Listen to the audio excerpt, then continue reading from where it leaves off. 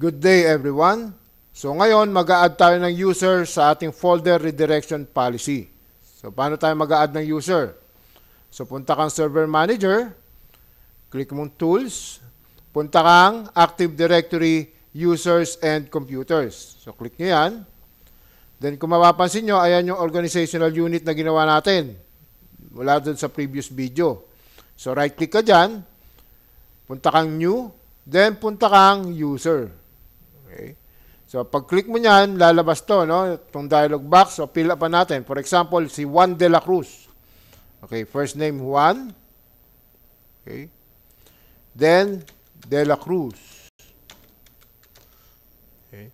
So, ikaw magbabigay sa kanya ng login name. So, initials, JDL, then Cruz. Okay. At michigan.edu.ph. So, yan yung ating domain name. Okay, so yan ang login name niya, no? Or logon name niya pag binigyan na natin siya ng client computer. Okay, again sa mga susunod na video yon. So, click next. Bibigyan natin ngayon siya ng password. Make sure the password again are strong, no?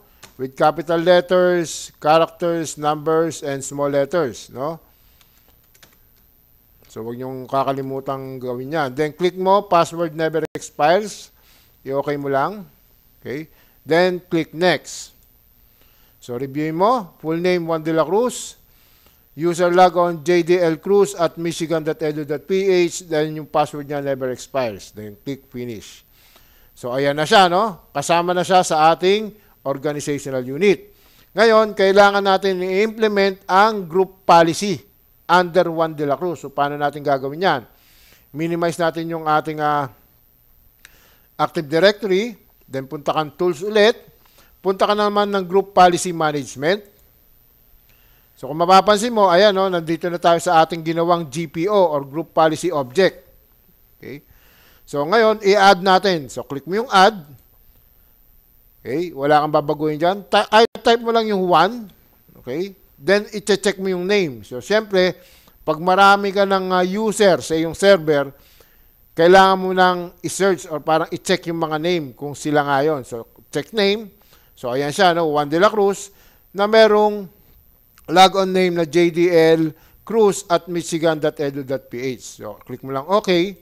So, kung mapapansin mo, ayan, no? Ayan na yung pangalan niya.